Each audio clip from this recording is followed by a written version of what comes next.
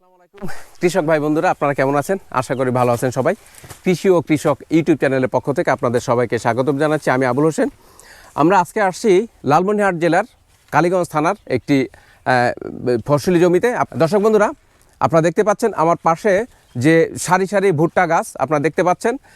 এই ভুট্টার সাইজটা দেখেন আপনারা, আমার হাত থেকেও আপনার অনেক অনেক অনেক অনেক উপরে উঠে গেছে। এটা মূলত 8 থেকে 10 ফিট উঠে যাবে আমার যতটা ধারণা। এবং এটা হচ্ছে উৎকৃষ্ট মানের ভুট্টা, যেই ভুট্টাটা দিয়ে এখন আপনারা দেখতে পাচ্ছেন পাশে ভুট্টা কাটাই কাজ চলতেছে। এটা দিয়ে মূলত সাইলেজ হবে। সাইলেজ কি আজকে নতুন করে বলার কোনো সুযোগ নাই। বাংলাদেশে যারা কৃষিকাজ করে থাকেন, যারা গবাদি পশুপালন করে থাকেন, তারা সাইলেজের সাথে ইতিমধ্যেই আপনারা পরিচিত হয়ে গেছেন। এবং অনেকেই গোখাদ্যের যে ঊর্ধ্বগতি, এই ঊর্ধ্বগতির গোখাদ্যের বাজারে আপনারা সাইলেজ দিয়ে গরু লালন পালন করতেছেন অনেকেই। তারপরে বলে নেই, সাইলেজ হচ্ছে গিয়ে গোখাদ্যকে প্রসেস করে রাখার যে প্রক্রিয়া, সেটা ঘাস হতে পারে, ভুট্টা হতে পারে, সেটা আমরা প্রসেস করে রেখে বছরের পর বছর আমরা গরুকে খাওয়াতে পারি। এটা হচ্ছে সাইলেজ। আমরা আজকে দেখাবো যে কিভাবে আমরা সাইলেজ তৈরি করব এই ভুট্টা দিয়ে। এবং এই সাইলেজের বেস্ট কোয়ালিটি সাইলেজ আপনারা যারা বানাতে চান তারা এই ভিডিওটা দেখবেন। আশা করি আমার সাথে থাকবেন সম্পূর্ণ ভিডিও জুড়ে। আমি আবুল হোসেন আছি।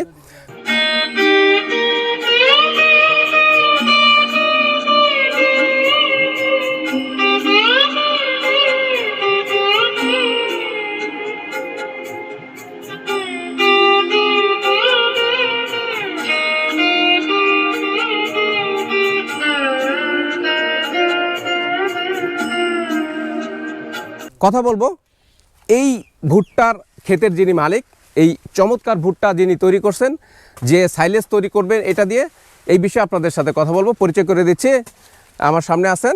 আসসালামু আলাইকুম। ওয়ালাইকুম আসসালাম ভাই। আপনি একটু আমাদেরকে এই জায়গাটার পরিচয় দেন, আপনার পরিচয় দেন। আচ্ছা, আমি মোহাম্মদ মুকসিদুল হক বিপ্লব। এই জায়গার নাম হচ্ছে লালমনিরহাট কালীগঞ্জ থানা। হ্যাঁ, তো আমাদের এটা হচ্ছে হলো তুফানা ইউনিয়ন, কাকিনা স্টেশনের মধ্যে পড়ে। তো আমি এই যে গত 4 বছর থেকে সাইলেজ উৎপাদন করছি। হ্যাঁ, তো এখন ধরেন যে তার মধ্যে ধরেন যে ভুট্টা সাইজটা উৎকৃষ্ট মানের। তবে এখান থেকে ঘাসের সাইলেজ তৈরি হয়।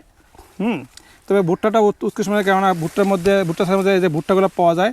যারা সাইলেজ বানাই বা সাইলেজ বানানোর জন্য ভুট্টাটা কোন স্টেজে আসলে আমরা ভুট্টা গাছ দিয়ে সাইলেজ বানাতে পারবো, যদি আমার দর্শকদেরকে একটু বলেন। অবশ্যই, কারণ এটা একটা বর্তমান যুক্তিযুক্ত প্রশ্ন।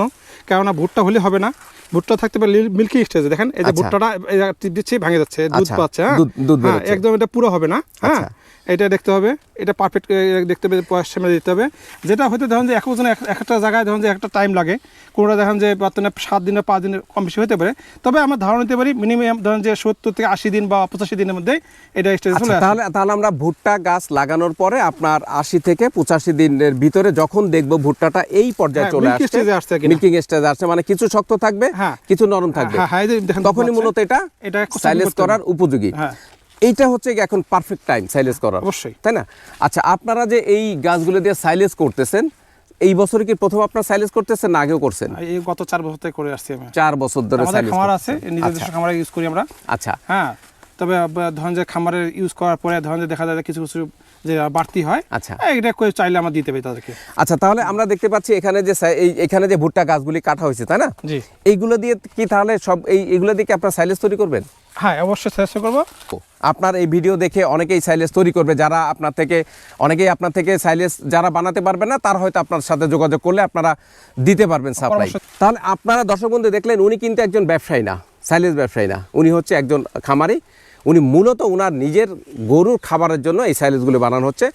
এরপরে দেখা যাচ্ছে অতিরিক্ত যেটা থাকে, এইটা উনি চাইলে আপনাদেরকে দিতে পারবেন। ওটা যদি কারো লাগে, সেক্ষেত্রে কারো লাগে তাহলে যোগাযোগ করলে উনি দিতে পারবেন।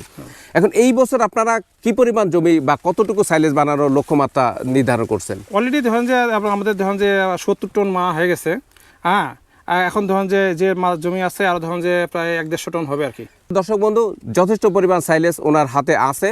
সাইলেজ উৎপাদন করতে চাচ্ছেন বা করতে পারতেছেন না, তারা কিন্তু ওনার থেকে সাইলেজ নিয়ে আপনারা আপনাদের গরু ছাগলকে খাওয়াতে পারবেন। এখন আমাদেরকে বলেন, এই সাইলেজ কেন খাওয়াবে? সাইলেজ তো বাজারে অনেকেই উৎপাদন করে, অনেকেই বর্তমানে সাইলেজ উৎপাদনের ব্যবসা শুরু করতেছে, যাদের একটাও গরু ছাগল নাই বাট প্রচুর সাইলেজ বানাচ্ছে। তো তাদেরটা বাদ দিয়ে আপনার সাইলেজটা কেন নিবে বলেন? আমার দিতে বলছি না, আমার তো নিয়ে সেটা বলছি না, আমি বলছি সে তৈরি শিখুক।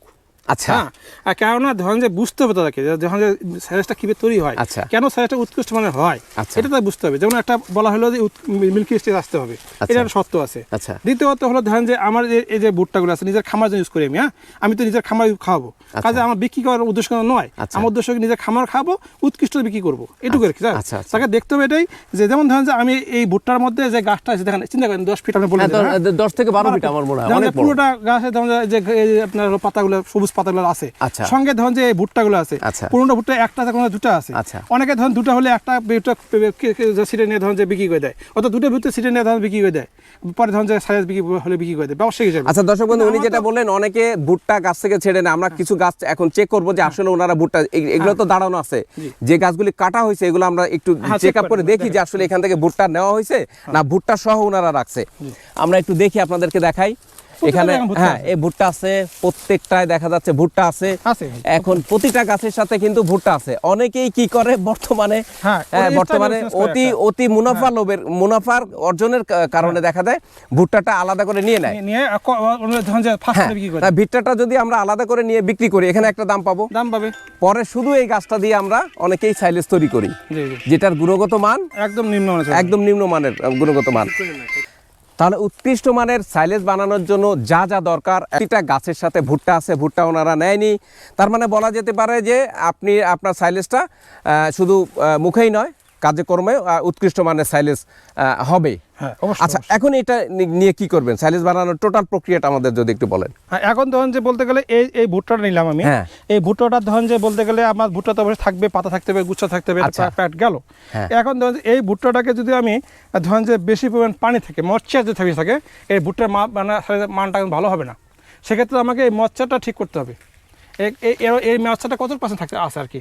হ্যাঁ, সেই জন্য আমাকে ধরেন অনেক সময় একটু বর্তমান যে কাটার পর একটু রেস্ট রাখতে হবে। আচ্ছা, এই ভুট্টাটা কেটে আপনি চাচ্ছেন আজকে কি চপিং করে ফেলবেন? অবশ্যই না, এটা একদিন কি রেখে দিয়ে অবশ্যই একদিন করতে হবে? রাখতে হবে। তাহলে মানটা ভালো হবে। মানটা অবশ্যই ময়শ্চারটা কমে যাবে, বা এর মানটা ভালো আসবে। বুঝছি, মানে ড্রাই ম্যাটারটা ভালো হ্যাঁ, বেশি কেননা আমার থাকবে। আমার উদ্দেশ্য তো ভালো মানে সাইজ তৈরি করা, আমার আচ্ছা, উদ্দেশ্য তো বর্তমানে খালি ওজন বাড়ানো না। আচ্ছা, এই একদিন আমরা রেখে দিলে কিছুটা পানি এখান থেকে ড্রাই হয়ে এটার dry হয়ে গুণগত মানটা ভালো হবে। স্থির হয়ে আচ্ছা, যাবে। ভালো সাইলেজ বানানোর জন্য তাহলে আপনার ময়েশ্চার লস করতে হবে আমাদের অবশ্যই। একদিন। আচ্ছা, এরপরে কি পরবর্তী এরপর প্রক্রিয়াটা ধরেন কি চপিং কি মেশিনে করবেন? চপ করলাম, চপ করার পর ধরেন যে বলতে গেলে আমাকে টাইমিং আছে একটা, ধরেন যে 26 দিন বা 30 দিন, এটা বর্তমানে ওই যে অবস্থা বিজে করতে হয় আর কি, মিনিমাম 26 দিন বলা হয় আচ্ছা, সেন্সিটিভ আর কি। আচ্ছা। এটা আমাকে বর্তমানে ডাম্পিং রাখতে হবে, যেটা বলা হয় যে ধরেন যে ওটাকে মানে ইয়ে করা, বলতে গেলে বাতাস শুদ্ধ, বাতাস শুদ্ধ, এয়ার বায়ু টাইট, শূন্য করা আর কি। এয়ার টাইট করা। ইয়ার টাইট করা, হ্যাঁ, এটাকে করে তারপর ধরুন যে ওটার মানটাকে সুনিশ্চিত করা আর কি। হ্যাঁ, আচ্ছা। তারপর দেখুন ওটা যখন আমি বাইর করবো ওখান থেকে, আমরা অবশ্যই করা আছে, আগে দেখতে পারবেন, একটু পরে দেখাবো আপনাকে। হ্যাঁ, ওইখানে ধরুন যে একটা মোলায়েম সেন্ট তৈরি হবে, যেন মনে হয় যে একদম মানে পাগল করা সেন্ট, বুঝতে পারছেন? যে আচ্ছা। পাগল করা সেন্ট মানে এমন একটা সেন্ট, মানে গরু গবাদি পশু দেখলে ওটাকে মনে হয় যে মানে পোলা মনে করে ওটাকে, বুঝছেন? আচ্ছা, প্যাকিং করার পরে সাইলেজটা সংরক্ষণ একটা গুরুত্বপূর্ণ বিষয় সাইলেজ উৎপাদনের ক্ষেত্রে, সাইলেজ বাজারজাতের ক্ষেত্রে। তো আমরা দেখতে পাচ্ছি আপনি এখানে বস্তায় ভরে ভরে রাখছেন, তাই না? জি, জি। তো এখন এইটা হচ্ছে গিয়ে আপনার একটা পদ্ধতি। আর কি কি পদ্ধতিতে সাইলেজ সংরক্ষণ করা যায় প্রসেস করার পরে? যে আপনি মাটিতে গর্ত করে রাখতে দেন, এই যে আমরা দেখতে পাচ্ছি যে গর্তটা, এটা কি জন্য করছেন? এটা সাইলেজ রাখার জন্যই করছি। এখানে কি আপনার এই বস্তাগুলি এখানে রেখে দেবেন না কিভাবে না, রাখবেন? না, তাহলে এখানে আপনার এই মেশিন দিয়ে ডাইরেক্ট আমি পলিথিন বিছায়া, হ্যাঁ, পলিথিনের উপরে আমরা মেশিন, ওই যখন আমরা সাইলেজগুলি চপিং যেটা দেখালাম ওই চপিংটাই এখানে আমরা রাখবো নিচে পলিথিন দিয়ে, যাতে মাটিতে নষ্ট না হয়। না, এরপরে স্তূপ পরায় স্তূপ করব, উঁচু করে তারপর ফাঁকা রাখবো না কি করবো? না, এটা ঢেকে দেব। ঢেকে দিই, ফাঁকা রাখলে যেমন রোদে আমাদের বৃষ্টি নষ্ট এখানে হয়ে কিন্তু যাবে। করা আছে, আপনি যেখানে দাঁড়ায় আছি এটাতে এর নিচেই সাইলেজ আছে আমাদের। আমি সাইলেজের উপরে দাঁড়ানো এখন। জি, জি, জি। দর্শক বন্ধু, সাইলেজ অনেকভাবে সংরক্ষণ করা যায়। আমার ভাই যেটা বললেন, এখানে যে মাটির ইয়াটা দেখতে পাচ্ছেন আপনারা, মাটির ছোট যে গর্তটা দেখতে পাচ্ছেন, এখানে ওরা সাইলেজ রাখবে। যেখানে আমরা দাঁড়িয়ে আছি তার পাশেও সাইলেজ আছে, আবার পায়ের নিচেও সাইলেজ আছে। পায়ের নিচে কি গর্ত করে রাখছেন? গর্ত করে। তাহলে আমরা সাইলেজ কয়েকভাবে সংরক্ষণ করতে পারি, তাই না? পিট পদ্ধতি, বস্তা পদ্ধতি, তারপরে আপনার ডাম্পিং পদ্ধতি, তাই না? জি। আচ্ছা, তাহলে এইটা যদি আমরা উপরে রাখি তাহলে কি আমাদের ভালো থাকবে বেশি, না মাটির নিচে রাখলে ভালো মাটির থাকবে? নিচে রাখলে অনেক দিন থাকে, ভালো থাকবে বেশি, কোয়ালিটি ভালো হবে। কোয়ালিটি ভালো থাকে। উপরে রাখলে বেশ কিছু অসুবিধা আছে মনে হয়। হ্যাঁ, ইঁদুরে কেটে, ইঁদুর বাদরে কাটার সম্ভাবনা, কাঠ বিড়ালিতে কাটার সম্ভাবনা, বাচ্চারা ফুটা করে দিতে পারে সম্ভাবনা, বাট মাটির নিচে সম্ভাবনা নাই। সম্ভাবনা নাই। দর্শক বন্ধু, আপনারা কয়েকভাবে সাইলেজ সংগ্রহ করতে আমরা পারেন। যদি এখানে 1 বছর পরেও তুলি, হ্যাঁ। আমাদের কাছে যদি কেউ কিনতে চায়, যদি 6 মাস পর, 1 বছর পর যদি কেউ বলে যে আমাদেরকে সাইলেজ, এটা তুলে আপনারা দিতে পারবেন। তাদেরকে দিব। সবচেয়ে বেস্ট উপায় হচ্ছে গিয়ে সাইলেজ সংরক্ষণের মাটির ভিতর গর্ত করে রাখা, যেটা আমার ভাই বললেন, এবং ওনারা এই মাটির ভিতর গর্ত করেই সাইলেজটা সংরক্ষণ করেন। আপনারা চাইলে এই বেস্ট কোয়ালিটির সাইলেজটা আপনারা কিন্তু তাদের থেকে, যারা উৎপাদন করতে পারবেন না, উৎপাদন করার সুযোগ নেই, তারা কিন্তু তাদের থেকে নিতে পারবেন। আপনার নাম্বারটা যদি বলে দেন আমার দর্শকদেরকে, যদি আপনাদের থেকে কেউ নিতে চায় তাহলে যাতে আপনাদের সাথে যোগাযোগ করে সাইলেজটা নিতে পারে। জি, আমার নাম্বার হচ্ছে 017 017 23 23 53 53 54 54 50 50।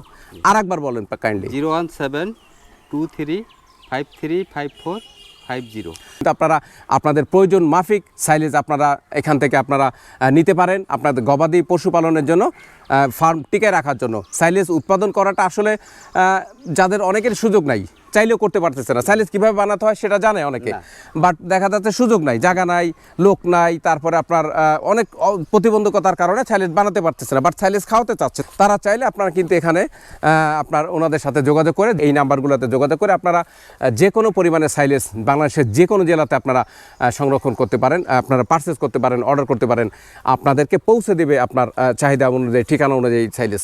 দর্শক বন্ধু ভালো থাকেন, আপনার গরুকে বেশি বেশি সাইলেজ খাওয়ান, বেশি বেশি সবুজ ঘাস খাওয়ান, তাহলে আপনি লাভবান হতে পারবেন। কেনা খাবার থেকে আমরা যত দূরে সরে আসতে পারবো, কেনা খাবার যত কম আমাদের গরুকে খাওয়াতে পারবো, ততই বেশি আমাদের গরু লালন পালন করে লাভ হবে, উৎপাদন খরচ কম পড়বে। ভালো থাকেন। আসসালামু আলাইকুম রহমতুল্লাহি ওয়া বারাকাতুহু।